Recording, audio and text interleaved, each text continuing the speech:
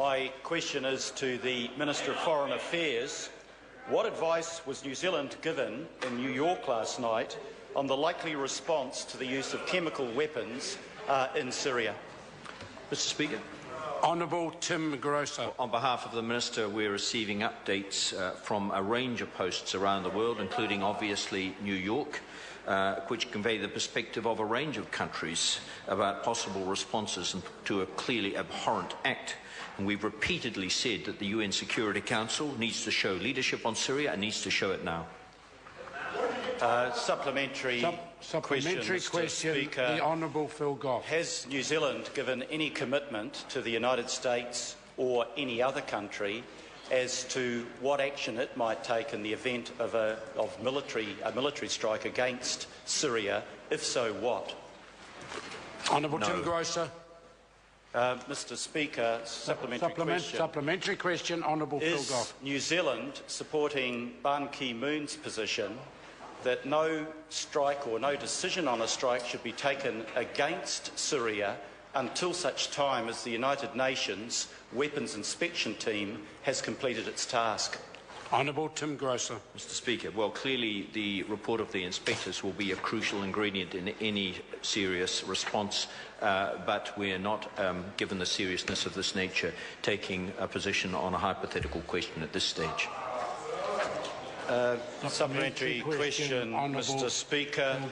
What direct approach, if any, has New Zealand made to permanent Security Council members, in particular Russia and China, urging them not to veto any appropriate collective action that might otherwise be supported by the vast majority on that council? Honourable Tim Groser. Well, our representatives have taken a number of steps with a number of governments, including those governments, to convey our position on that. And once again, it comes down to the central matter. It is time for the Security Council to show leadership, and the Security Council should unite behind that position. Mr. Speaker. Point of order, Honourable Phil Govt. My question was not about some country. It was specifically about permanent Security Council members. Can I ask the member to repeat his question? Thank you, Mr. Speaker. What direct approach, if any, has New Zealand taken to permanent Security Council members, Russia and China, urging them not to veto collective action that has widespread support from other members of the Council? Honourable Tim Groser. Well, Mr. Speaker, I believe I answered that very clearly in the answer I've just given. I said including those countries. Mr. Speaker, supplementary question. Phil Govt.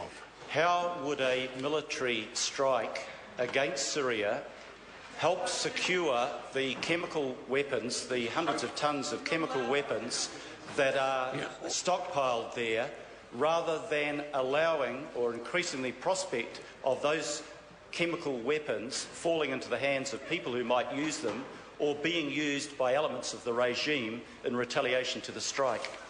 Honourable Tim Groser. Mr. Speaker, well, clearly that's a huge and legitimate question, and we can be certain that the strategic thinkers that are considering the range of options will have that at the forefront of their attention. Supplementary question, Honourable Phil Govt.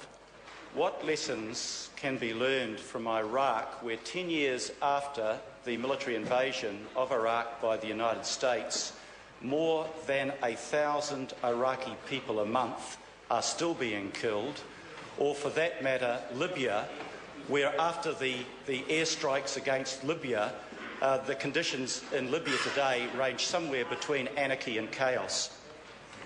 Honourable Tim Groser. Well, Mr. Speaker, I'm sure many lessons can be learned from these situations, but as the member would be well aware, having served as our Minister of Foreign Affairs, every situation has its specific characteristics.